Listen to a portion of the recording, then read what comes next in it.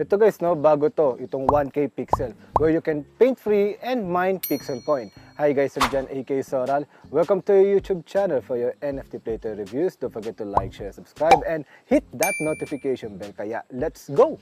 Ito guys, yung website nila, 1kpixel.io. So, sabi nga dito, magpipaint ka lang, magkakaroon ka ng Pix na token.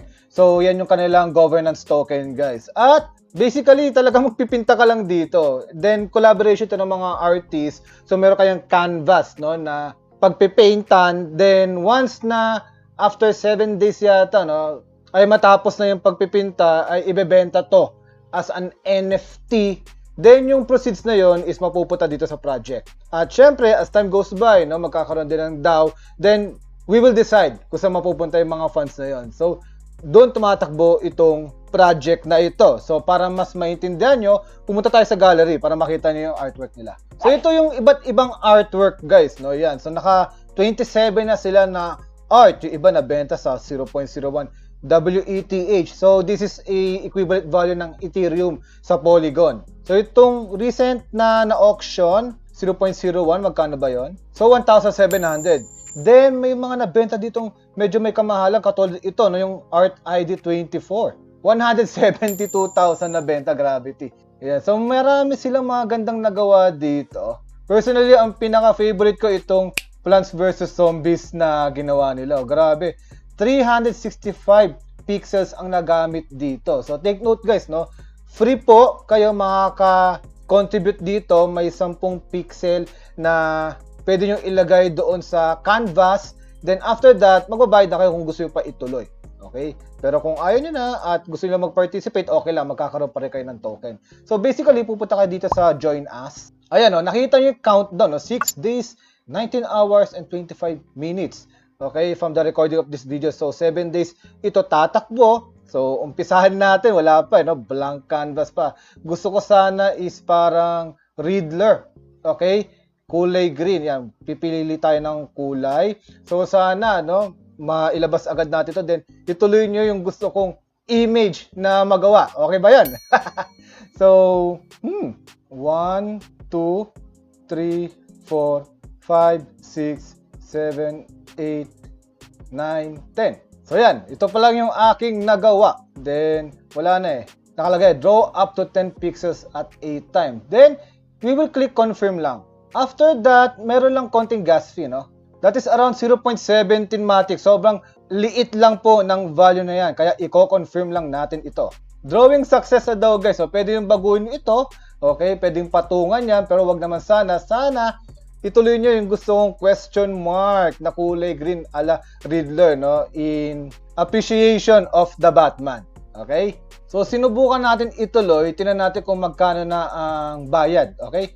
Mura pa rin, no? Kumbaga is nagkakaroon lang ng mga gas fee, no? Ilan yung gagastusin nyo, very minimal kung gusto nyo ituloy yung drawing nyo. So, let's see. So, yun na guys, no?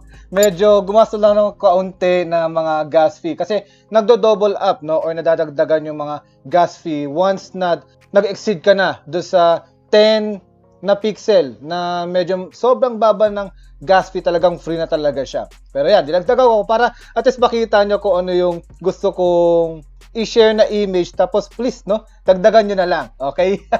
At syempre, meron din silang mga upcoming airdrop dito sa kanilang Twitter account, no? I-retweet daw to, call your friends daw, then Telegram at Discord, nandito rin. So, follow na rin kayo dito sa Twitter nila na mag-join sa kanilang Discord at Telegram para hindi nyo ma-miss out yung mga announcement. Okay? Konti pa lang sila dito sa Discord. No? Maganda, makauna tayo dito. At ma-enjoy itong mga pagpe-paint. Okay? Talagang nakaka-enjoy din eh. Sobrang mura lang, di ba? Why not na subukan? So, para magkaroon pa kayo ng more information about this project, dito naman sa website nila, meron silang parang white paper, pero most likely, yung mga information yan nandito na sa kanilang official website. Kung paano yung gagawin, so choose a painting, di ba? Dito nga, mag-join na lang. Naka 50 na pixel ako dito, guys, no? Para magawa lang ito. Maganda dito, no? Lumalabas yung kung paano ginawa yung art, no? Yung mismong pagkasunod-sunod, di ba? So, itong 1K pixel, crowd create NFT platform nga ito dito sa Polygon. No? Crowd create kasi dahil tayo lahat magiging artist dito. Blank canvas, umpisahan ko, pwede yung tapusin, pwede yun na mismo yung imimint na NFT. At 1,024 paintings lang po ang ilalabas itong project na ito. Kaya 1K pixel siguro. Pinakita ko naman sa inyo, user-friendly naman ito. Then, yung nga, nabebenta itong NFT na to to WTH dito sa Polygon Network. Then, yung buyer nito, pati yung magpa-participate is magkakaroon ng PIX token. Tapos itong PIX token na to, kung ikaw holder daw, no, meron kang rights to participate sa mga community governance. Kaya nga ito yung pinaka-governance token nila. So 307,200,000 PIX na token po ang i-distribute. So 6% yan nakalaan sa mga artist. 18,000 na PIX token ang ibibigay, no, sa mga magpa-participate dun sa bawat canvas na yon. For example, kanina dito sa Art ID 28, kung ako lang, no, ang maglalagay diyan, akin lahat 'yon. Yung 18,000 PIX token na nakalaan doon. Pero syempre, kung meron pang papasok doon, magdadagdag at makokompleto natin yung Riddler na canvas natin, is maghahati po tayo doon.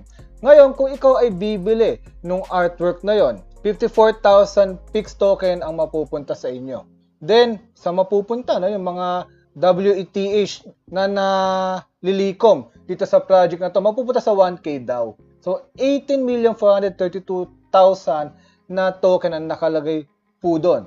Beside pa doon, yung Ethereum na nakuha natin sa mga auction pati sa bidding. Then, pwede na kayo mag-stake dito. Actually, dito sa pools nila, pwede nyong i-stake as early as now yung makukuha yung PIX token at magkakaroon ka ng PIX token again as a reward. Okay, yung NFT na binili mo dito, stake mo, magkakaroon ka na ng PIX token.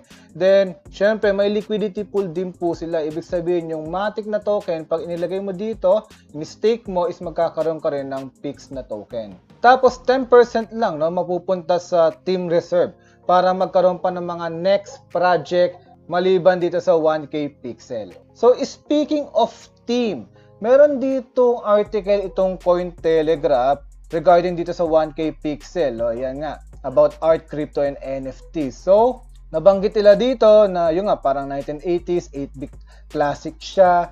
Then, yung mga binanggit ko kanina kung paano i-distribute yung PIX token, pati yung mismong pixel coin. So, yung primary role nito is, yung nga, governance token talaga dito sa project na ito. And for the upcoming pang mga projects na maaaring magsunod-sunod pa dito. Then, nabanggit ko nga yung team kanina. So, yung co-founder po nito or yung CMO ay si David Gulasi.